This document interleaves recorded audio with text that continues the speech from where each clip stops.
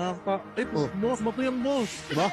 Naloko kayo. Boss, hindi mo binuksan yan. Kaya ba't yung bubuksan yan? Wala kaming karapatan magbukas ng mga parcel-parcel. Kakasuhan kami dyan. Boss, mucho ano ko. Saan mo naman, boss, bato, boss, lumating sa akin, 4K, bato, ang dami-dami bato dito. Boss, kung tumigil sa akin, boss, alam ko, nagdi-deliver lang ako. Wala kaming pakialam kung ano yung dinideliver namin. Okay, boss. Boss, dito tayo nagkakaproblema eh. Sa driver, sa dinideliveran. Boss, unang-una wala kaming alam dyan sa i-deliver sa inyo. Kami, tumatanggap lang kami, nagpipick up lang kami para ibigay sa inyo yung order nyo. Pero kung ano man yun naman yung sa loob, wala na kami doon, labas na kami doon. So, boss, ganito kasi. Common sense lang, bibili ka ng iPhone, 4K. Saan ka makakabili nun? Eh, ang daming review, boss, nakakita ko eh. Kala ko totoo eh. O, di ba? Nagpapaloko ka kasi. Alam mo, walang manluloko kung wala nagpapaloko na katulad mo. Ogan. Bagay, ako din kasi, no? Hindi Diba? ako dala-dala eh. Ang dami ko na pa-deliver, no? Dami mang manluloko dyan sa Facebook na yan, kaya huwag dapat masyado magtitiwala dyan. Dapat, boss, maging matalino tayo. Hindi ba sa porkit mura, bibilin nyo na agad. Kaya nanluloko kayo, nasa sa inyo rin yan eh. Mga eh.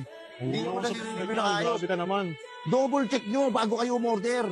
Hindi yung kaming driver aawain nyo. Wala naman kaming alam dyan. Maging wise ka.